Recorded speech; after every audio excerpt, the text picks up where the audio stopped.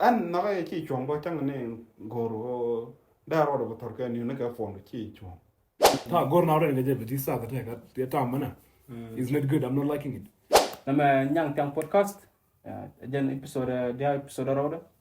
taka yenong guest mi jidit ya ya ngayan Get sound. dan like many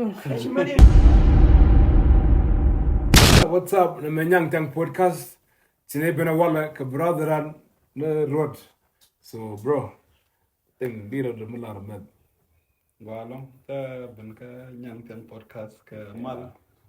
an chala ro gona Yeah. so ta bana wala ko goro bate roi no mong tum ne lo binyo aker kon gan mar ka nyang ten podcast so jana baka wala ti lo ite lo ko chaka la join chikana to chike episode ngam bikana lat maroda jan ko la da wala so walong ene bana ko kel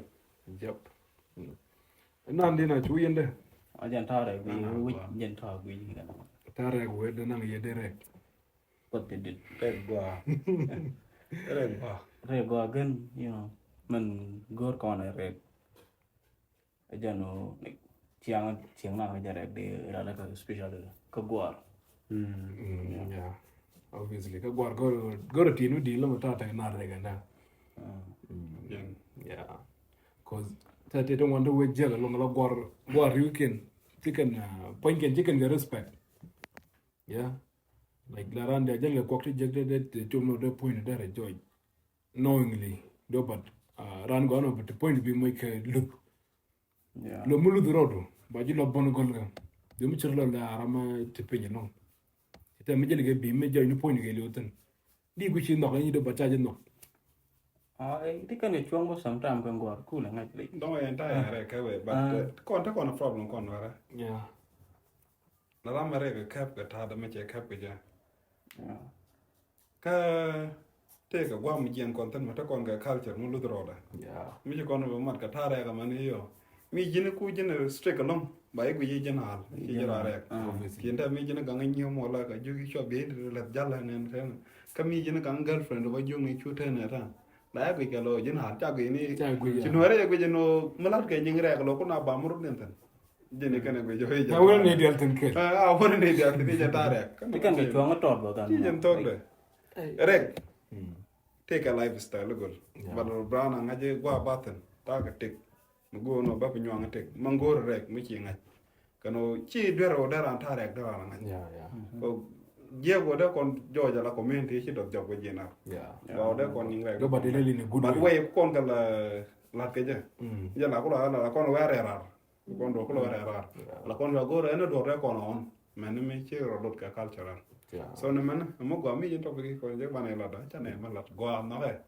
interesting along it's good yeah go an bona like an gwar an ka dia mo chuang re sometime ko ta mi ji bi je ga lo jale ko te chur lot jale chi chiek ko ro men ka le ngi me jin bo di lar ma ngi chi de lar ma no oh it's depend ko kata pag mi chara mi ke road mi chara mi ke dress mi ko ajan ko ala dress me ada te mi jo go yi nya like mi chi mi yor yeah chi bi chi kon mi chi nya le je ge bi chi ni like let me tell you this ta nyal ta mi jala ke road mi pega na lo ba kala ken ko jel tenga jen nyur je terbe la nyur be long nyam chi nyam no ay du ka be dilal gana malatka dor mi ke mi chi ka mis be malatka la meja chon ko ta mene ni nyam jiro ro chuk dress lo charo mo ka bi me bar lo jalla point kum ka le ka nyam ja jalla point charo mo ke bi me te ka mo di to point ka charo do mo ka lon mo ton mo check na na nyam de dem na ni de wal dem ni je nyam jiro mo bi check check mana ka nyam mi chi dem chi de goro kwen I'm telling you chi de goro ko ti de kwen dong di goro ko dong mo cha gwa ma bu ko na me jala la ngare yeah ala na mi ma jala la ko respect ona mi chu ga je di ko je lor je ko chi do ko je dong lo na je je like ko dong di ko ni behavior di ko mala na non na ma bon tangwan ala nyal mi charo mo ke be ne te joja la be ne lutka la wonu gun mi jiro re ala ka jala debo ta approach ne to ma ya chi dia bo wo lo chiro re ala ko be ngaje de nyama te galut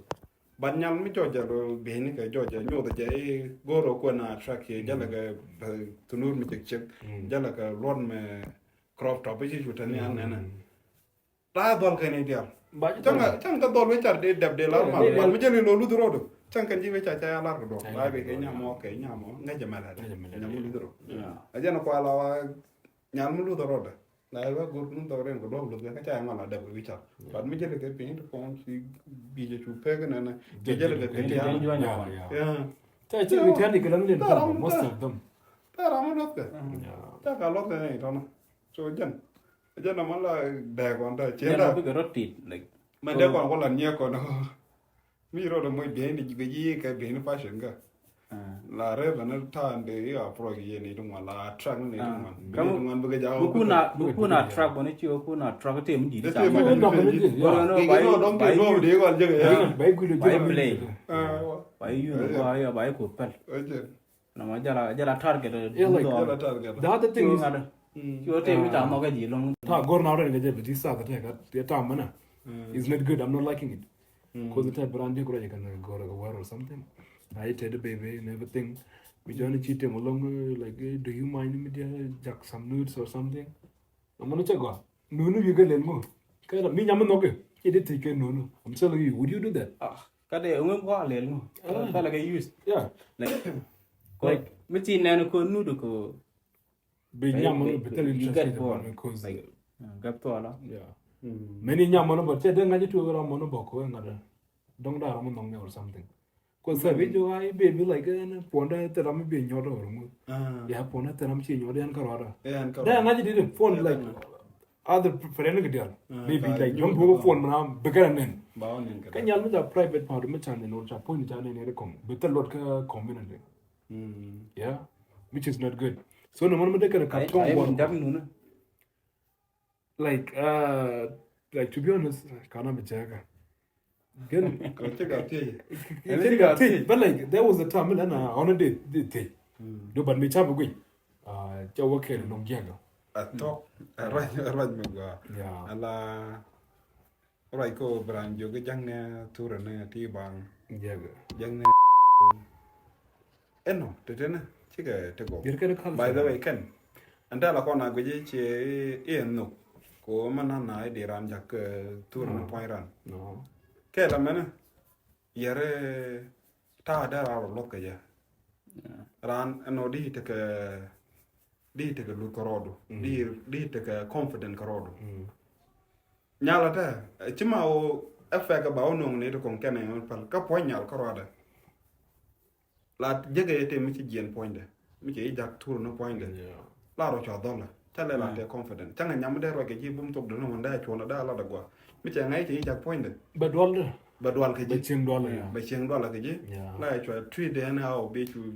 goro be chu chenga chi ma goro ye ku ja ngar ngan ku lele la confident no na jien ka ja la da gwa ka ja akela no mon mara oda dan mi ta private father na che man fa la da gwa tele luda lumana ko kon ngai kon in general man point in jana kero te ke kan dia ka point in te kan tena to no Yeah. ban mi ta dungra mi ta on yarar gwa kum gan ka bi ta la kana ko ban mi ta do mi ta on ne ka ko on na eto la quality ti camera no one kana lu the camera ba la ba la cho ngi la le che pek che ki le che je ka che mi pek mi che je tel lo do ma di lo no so na man chi mo gwa o de kon encourage se la di de lon ka kon gan ma na kon mi na ni na goro Yeah. ko pe lo na ran goro mi chi ran ka de to gwa ka te goro Like te the ka way be you don't jin arada la or gura something. la wi ke dong e tare bai to na mi chi tare Yeah. chi tare ga no bna de jak private fa na chi jala re ka chi mo gwa wa de kon na chom da wa nyam ko community da so chi mo gwa tan ni ma na kon tan ga tip tan private fa na ken tan ga tip chi chom na mo na a chang chi go bi bu nyon ne de kon phone na phone de do ron to ko de kwal de do ron to ko di do di jam ku ji de do ron to ko de ko jara ma dong ku ji ka da ram dong mi da ko jak goro mo kul nong point de ru mi da point de mi ta chu da ka ne dial so boar go chu ben me jin bo la chu po ji ko goro de en continuous ke so na man tana de en kar je de ran nyal da ra ti je jang ne private fa do la ngala di de long ne te Facebook by the way chi me da trust de en ngok de en go gwen ge goro mi chen no ko private fa de benen ngu chi je ko bi adun chu go yen ko rodun ka ra ma dong bi ne so na man la lut ante kam na da ja jen chi chuo mo ta na den ja private fan yeah met la na le chi jala anyo chi bona jala o jala balang no di private fan Mi mo men di ka jeng jo ge jang ne chi balang no cái chai cái gọi là attractive go men jeng to longa like cheta especially miten ka win the goal lo lo na ro ne ka Facebook or like cause Facebook yen ko kon use in general kon or something let me say lo miten tam kel te ka use ta wal tam kel ka Kenya tam kel ka Ethiopia lo kuyero du no lo ba che ga Facebook le run jak bilin no 10 minutes this ka kuyen tam be je ga but to be dan ko no Facebook bona ken inje da go la da ko line ken inje do bo mu to run ram mi run did you expose ya be je expose run obviously yeah yeah no man me je bona ya so no man da go de gwar kon de kan ngaje no mo chara de lo chi chen chop no we ma ga de kon bo chicken nyam kon de te ga de chet ga to no na mo na be ne na mala lo jira na ring yeah nya la ta me je jak private fan ga ka che yo la ka me chi lo ju chi lo ko lo ron ke la nyam la ba wi du la ba no ba mo bor ko mu che ko kam private fan ga an point na ba ko mo nje bor ba nga ba niu ne ka te ja ga ba ko ja kana very good no mo ja la ba kana no mo na men jeksen kel chu charo ko chalo ja ja ga ba chu mo bor chi bu mo nje bor ko kel bu community bi no bor yeah rawde nyami e nyanat mi charom cha pit gor che mana do ka je che kana rom go ba ber mi kana ramada na la ka do mi chu do la de ron mi chu do mi yo ya de ron che pi ya ra chu do ko ra mani chu che mana bi le mani dignity te ka family den ye chu destroy so no mi che mo gwa ye go da lan chu right bo ko decision te to ran a kwa la ram mi chai jak ni da chu ngo go da na da ka na ka lu ko da na da ka lo pol na no din ko na den la yeah no mo chi chuong na mo bo ke den du de ga ga ja okay ro na ko lo jerin te ga me de ro do ka me de dang me da o no ko chiang la ra ge ra ta ngara mo no ge ro du no wala no ro de ta da o ben ko no la we ko me ne ra mi chi no mu cho lo ang ro de do ro ben me de da ka mi chi adun jang ni ne ro de te dun da ro bai ko be adun tra ta na ka bi nga ko jo ke chi bai ne pe ba yo ko pala be je expose yeah so da mane ta gwa ara la ne ma gwi brana gwi je run ma de to ne mo nong dai ne na ngo bor dit so cha gwa de ne nyu na de ne ni chi an na ga chi chong bo chang ne goro da ro do tor ka nyu na ka fon chi chong yeah it's not right chi mo gwa o da ro tor ka fon gwa ku je ne chi ma wa ja ka ne ka je chi chong ka nyo bo yen na goro de ye dun tor ka tur de je e bi a ko lo to ko fon chi chong bo you can mu let kana ko ke you know amu bukan remind je o ti dika tanu bukan remind je no tu ro yen nyali chi chi mata I use that thing e be chu to e tu ro yen nyali chen nga ka te chi be chu to be ro mu ke cigarette po da na mo ko lo ko mo run tang bi ku nyok tal dor jang ke tanu mo bo lo ke so tang no di delete ka tang no cha don da tur ga no de yan kana mi mo ro ko tur no lut ka de jo je cha je gwama che la di no tur ne occasion ka chao ko occasion ma cha don tur bia chu nga je na me run bo kon remind ko occasion ne cha no ba no cha man chim ta ka ngai te ma da me de no ya ma da lo na kana wo ngare like tala nyama jin nyama kun nur ne jak jin point di ram gor di ko nga dare me cha fon di ri kam o me ne ko mun ko na ma jog de be jog ai be like a ponda Ani jin ka ne an karwada ai gore like say swear or something which is like ata like me cha cha ngo ga ati yantan de pe Amu ni dia kan they don't ai ma like ada lo ke video ma jang ma like see what she said yeah bi nyo don boy yo don boy ka ba ju food go mi te ram ne an karwada so nyamo yo mi chine ni tar bono bakal like chara be bigo ila ma tu ko lo ngata to agwar ba kan ko obsess bang no by the way la nyen mana kon ni ke le bela ka no mi che ke jeno la ka ne chor la ka na ku je manu lu de ka da na rom tan de la ka ne chor ku je ti dial en mi chu do gora akwa la de ko na ga no ki je na mo la mi to no ko to ka no ko to ut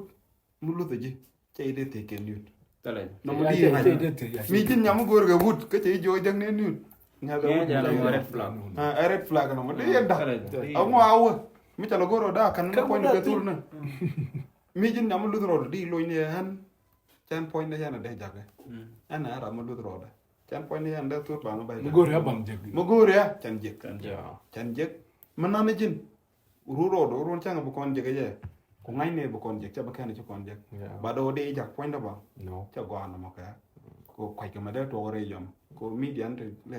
Ba piji ma da de to no. Yeah. piji ma de tan la fo da ron de ku da le de Facebook de o hak de mo te Yeah. so chi chuang wa de ngara de Yeah, it don't so know. no ga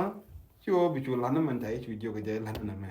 jak ne na bi ju jak chan jek bu na ma te na jen chi jen no ga na mo Chi jan no. no la na ri ne lu gwar ma de kan ti lo dol mu lu ga nya ma de ka je nya ba ka te ru na che nya ma je de ma te jang ne tur na point Yeah. mu lu de Yeah. no. Ai no ngai kon Ma mo. ja- ba real jin life. jin mu ko jin o dong lop ji ma jai ti jo nga de Ah, mini gui kon jin nyang ma na no I don't know again. a mena gui ya ta la ga Yeah, ni kon ngai kon boko. Mi nyam no ke ko. Ti de like che de bolo du to jung ni send me nudes. ta la ja That's a Tell no. Yeah. Tell Red it. flag along no. ta la di tum ne ko tur di jang de ka jata ka pon mi Che ka ka jata bon ya ya. mi jara jak tur ba di de ne di jo na mo chi chu Che go. ta gwa wa di ro tor ma no so chi no Che right no mo. Cho nó có ngay giờ like mấy chạy thì cái So, like, giờ là cái gọi là đó. So gwar man bi ngaj ala point kon tan ga taw private pan kon like yo ran private part point ran la let go go che gum la dab la taw go go che da ko chi dab chi de kun chi da kun go you tar be ka bang go tan na ten or something point go bi la ka bi mu go bi la lo te go go che man la ran mi di taw go go ran bi point na mi di ran che je go lo point e metal lo bi to ne bang kon chi nyem ma no kon chi ga yar e tur ni ken ne video ni ken e kon chi go go ra ba na ko lo la ka la nyron ko ro na e kan kon bro dan kwen to ko ro dan ba na ka kwen ta la ni to kon ne bu ko Tan chi kwen jen bi kwen da mi kwen kon ko ne je ko kwen. pol kon gwa no ra ta la gwa dong chi kon bu ko gwa ba run ba na ko kwen so gwa no chan na gwa kon chan na dignity den chan na yo kan mi nyam ko ci gor bono ci tam na kaje mm like bro gor am au karam dong bi no jen talk da so chan na privacy no kon chan na ga ti ke nyama na kon aran che gor a chang ji jeng na dor me je ka ta chen ta me ja ja tur nyal che nga je jen nga ka na mena nga da chi chuang ngo di la we ma lob da ne ya di la jang ne ni ta kong di la nyo ne ja na cha tur nya nga ge ke chi chuang na mo go di chon ne immediately di la ra me ba privacy da ba gam orun mo te mo je mo je ba privacy da ba le da ba gam so go de kon privacy ne kon da kon ga gam mi ci ran je kwa yu mele ti la da mi je ki mi je de ci ne woja banne chu go ro bla la ne jor ko la ro e cha nyanga ke tur de nyen e cha video nyanga nen ti chuang na mo go re je ba banne ko pinyo lo yo kun ku yo de mi ci na da jo pa na ma kan ko dan nge ko de ko dan gang no ta run bu bwara ma pel ka pele ma kan ko dan nge ko bu kon bor kon ka kum so men de chum kono ta na bor ko ta na ka kum mi ci pa nga ki je ka ba la bor ma le go ro do bi kum ge chu go ro do bi spread ke bi nyo ni ko so na man ci ma go ba kon yar ko bor nya mo a bor nya mo do ma ko nyer no ra mi nyam kel me te bor ma ne kan del bor am be kan ngai be kan yik le be kan yik ka ko del ma na wunu bo wun no mi wut kel me bor la a bor wunu no ra del so ne me nga ye ci tare no de ko dan le de kon private fan kon de kon le de kon ngara ka region so ci chuang tan e pala no mon ci ting mu go ta lo ga ba kon nang ten ba ram no bor kon ka ba ya ka kon And wala bane a woman day like yeah shout up you Young man. chairman or wala. yeah a jen ku ne lo go ba ne top ga ba topic no on me je the- ko ba men ba ga remind men by the way kan e to go Kana ito. ka manana ka nyema no kon ka mother of generation so they deserve respect na mana changa ga to ba do mi chi chang ne ni che ka mi lu ko bi ngai ka ne de dia na Kana ito dia. so then la ro chulo e te ko chu kon chang man mother of generation mana ne ne dia so chu kon chu ko mal Yeah. so ne chulo e te kon dia ko chine program chine la nyo ka ye ka chine loga ma chine kan ko idon ko kan yen mana ko ka kan yen nyam ka kan yen ba nya ko ba run yeah so Yeah. ba de yen dien ko ma ka te chete na Dia so so dia na rala ka like. Cha wo ka ma cha la ri wuna. Ko dik ni tudun ko lip. Yeah. kwati so yeah jen raj mi chin bega ne wala mono so metiga ma gori no dene la bono ka kor nga daga la ba comment section comment section go on de ne ko kire kamate ne to gori en ka donc de ne ka la invite ka nyang tang podcast di en ka mention go on wal mi jaram ke le go go di te di la blood community ja ji welcome bona yeah let min ran gori no dara go te jeg de kon ga so gar de kon wo ko la na te go te community dan bi le bi na mi so jan karwande ne bana ka wala ane chelo ra te ko cha te ka ne kela isha